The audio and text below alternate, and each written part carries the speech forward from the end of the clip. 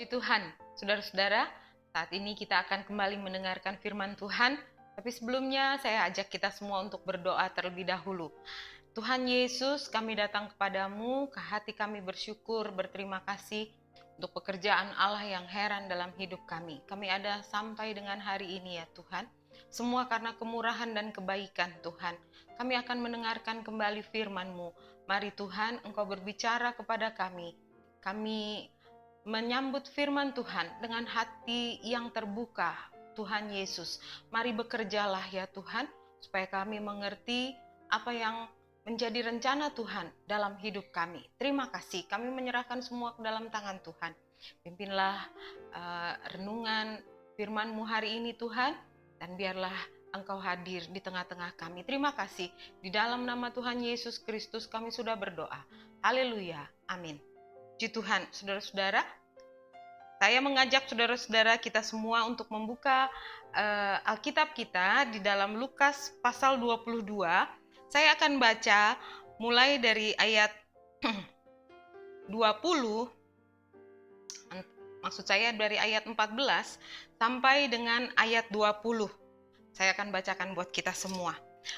Penetapan perjamuan malam. Ketika tiba saatnya, Yesus duduk makan bersama-sama dengan rasul-rasulnya. Katanya kepada mereka, "Aku sangat rindu makan Paskah ini bersama-sama dengan kamu sebelum aku menderita. Sebab aku berkata kepadamu, aku tidak akan memakannya lagi sampai ia memperoleh kegenapannya dalam kerajaan Allah." Kemudian ia mengambil sebuah cawan, mengucap syukur, lalu berkata, "Ambillah ini dan bagikanlah di antara kamu, sebab aku berkata kepada kamu, mulai dari sekarang ini, aku tidak akan minum lagi hasil pokok anggur sampai kerajaan Allah telah datang." Lalu ia mengambil roti, mengucap syukur, memecah-mecahkannya dan memberikannya kepada mereka. Katanya, "Inilah tubuhku yang diserahkan bagi kamu. Perbuatlah ini menjadi peringatan akan aku." Demikian juga dibuatnya dengan cawan sesudah makan. Ia berkata, "Cawan ini adalah perjanjian baru oleh darahku yang ditumpahkan bagi kamu." Puji Tuhan, saat Allah menciptakan dunia dengan segala isinya, Allah sudah mempunyai satu rencana yang indah bagi kita semua, saudara-saudara. Yeremia pasal 29 ayat 11 katakan, "Sebab aku ini mengetahui rancangan-rancangan apa yang ada padaku mengenai kamu. Demikianlah firman Tuhan, yaitu rancangan damai sejahtera dan bukan rancangan kecelakaan, untuk memberikan kepadamu hari depan yang penuh harapan." Dan rancangan-rancangan atau rencana-rencana Allah bagi manusia, rancangan hari depan yang penuh harapan itu adalah salah satunya adalah rancangan keselamatan, saudara-saudara. Rancangan atau rencana keselamatan bagi manusia. Jauh sebelum manusia jatuh ke dalam dosa, Allah telah merencanakan untuk menyediakan keselamatan bagi manusia. Sebab itu, Dia sudah mempersiapkan anaknya yang tunggal, Yesus Kristus, menjadi juru selamat, menjadi penebus dosa bagi manusia. Sebab Allah tidak menghendaki seorang pun dari kita yang binasa. Dan kemudian Allah bekerja untuk menggenapi rencana keselamatan bagi manusia ini melalui bangsa Israel, umat pilihannya. Saat bangsa Israel ada di Mesir, mereka menderita karena kerja paksa, karena penindasan yang begitu besar. Allah mendengar seruan yang dinaikkan oleh bangsa Israel, permohonan doa supaya mereka dibebaskan dari penderitaan itu. Allah menyiapkan Musa untuk membawa bangsa Israel keluar dari Mesir. Disitulah Paskah yang pertama diadakan. Kitab Keluaran pasal 12 katakan, pada hari yang ke-10, bulan pertama, anak domba harus diambil. Kemudian anak domba itu disimpan sampai hari yang ke-14 untuk disembelih. Darahnya harus disapukan atau digosokkan kepada dua tiang pintu dan ambang pintu. daging domba itu dimakan dengan roti dan sayur pahit. Pada malam itu Allah berjalan. Dia mendatangi tiap-tiap rumah, dan setiap rumah yang tidak ada tanda darah, Allah masuk untuk mengambil anak sulung manusia atau hewan yang ada di rumah itu. Dan Allah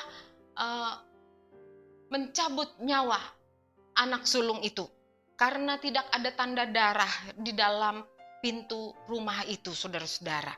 Demikian juga pada saat ini, bagi kita semua, orang-orang yang tidak mempunyai tanda darah Kristus di dalam hati kita, kita tidak akan beroleh keselamatan. Kita akan binasa. Tapi kalau kita mempunyai tanda darah Kristus di dalam hati kita, kita akan mendapat hidup yang kekal. Lebih dari 2000 tahun yang lalu, darah anak domba Allah, yaitu darah Tuhan Yesus Kristus, telah tercurah di bukit Golgota. Itulah yang menjadi bukti, itulah bukti dari kasih Allah yang besar untuk manusia. Lewat darah itu, dosa kita disucikan. Lewat darah itu, kita diampuni dari segala dosa kita. Tapi malam sebelum Yesus disalibkan, Yesus pernah menyatakan kerinduan hatinya. Di dalam Lukas pasal 22 ayat 15 dan 16 katanya kepada mereka, "Aku sangat rindu makan Paskah ini bersama-sama dengan kamu sebelum aku menderita. Sebab aku berkata kepadamu, aku tidak akan memakannya lagi sampai ia beroleh kegenapannya dalam kerajaan Allah." Apa yang beroleh kegenapan? Yaitu Paskah yang dirayakan oleh Yesus, yang dikerjakan oleh Yesus lebih dari 2000 tahun yang lalu. Sebelum perjamuan Paskah pada saat itu, perjamuan Paskah terakhir yang Yesus lakukan. Setelah itu, Yesus tidak akan makan Paskah lagi sampai Paskah yang sesungguhnya itu beroleh kegenapan di dalam sorga, dalam kerajaan Allah. Paskah akan mencapai kegenapannya, saudara-saudara.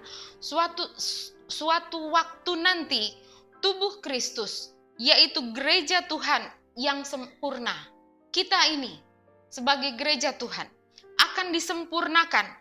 Tuhan Yesus menghendaki saudara dan saya untuk hidup kudus, suci, bebas dari segala dosa.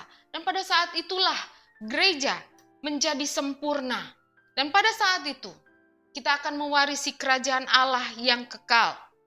Kita akan makan dan minum dari perjamuan Tuhan itu di sorga bersama-sama dengan Tuhan Yesus. Tuhan Yesus meninggalkan perjamuan kudus bagi kita semua sebagai suatu peringatan akan kematian dan kebangkitannya. Roti yang dipecah-pecahkan, anggur yang kita minum adalah lambang dari tubuh dan darah Kristus yang hancur dan tercurah di Golgota. 1 Korintus 11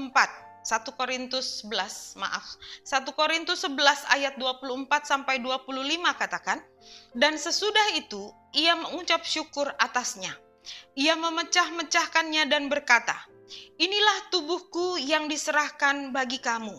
Perbuatlah ini menjadi peringatan akan aku.' Demikianlah ia mengambil cawan sesudah makan, lalu berkata, 'Cawan ini adalah perjanjian baru yang dimeteraikan oleh darahku.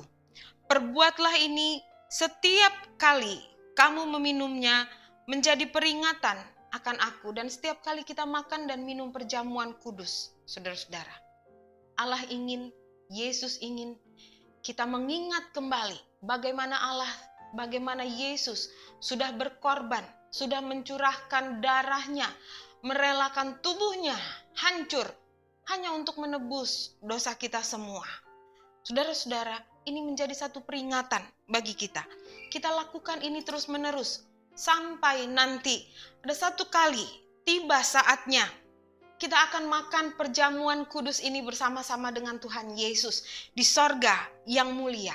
Kalau kita mau menjaga hati kita, hidup kita untuk hidup kudus di dalam Tuhan, pada satu kali nanti janji Allah ini akan ditepati bagi kita. Kita akan makan perjamuan kudus bersama-sama dengan Tuhan Yesus di sorga yang mulia. Dan itulah yang menjadi kesukaan bagi kita semua. Ada banyak pergumulan di dalam dunia ini, saudara-saudara, tapi mari kita ingat pengorbanan Tuhan. Dia mau menyelamatkan kita semua. Dia mau memberikan sorga yang mulia bagi kita.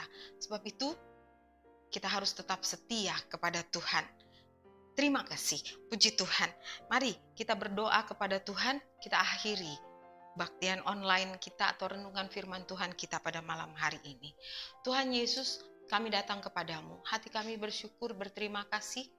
Ada Allah yang begitu baik. Engkau rela memberikan dirimu, darahmu tercurah hanya untuk menebus segala kesalahan kami ya Tuhan. Dan kami bersyukur, berterima kasih untuk segala perbuatan Allah yang heran bagi kami. Kami dapat hidup bebas dari dosa. Kami dapat hidup kudus untuk Engkau, ya Tuhan. Dan kalau kami hidup benar di hadapan hadirat-Mu, kami percaya janji Allah itu menjadi bagian kami. Pada satu kali kami adalah gereja Tuhan yang disempurnakan. Kami akan masuk ke dalam sorga. Saat itulah Tuhan, kami akan bersukaria, makan dan minum dari perjamuan kudus bersama-sama dengan Tuhan di sorga yang mulia. Inilah yang menjadi iman kami kepadamu. Dan pasti Allah akan menolong kami supaya kami dapat mencapainya, mengalaminya, kegenapan Paskah itu bersama-sama dengan Engkau. Terima kasih. Kami menyerahkan semua ke dalam tangan Tuhan. Di dalam nama Tuhan Yesus Kristus kami sudah berdoa. Haleluya. Amin.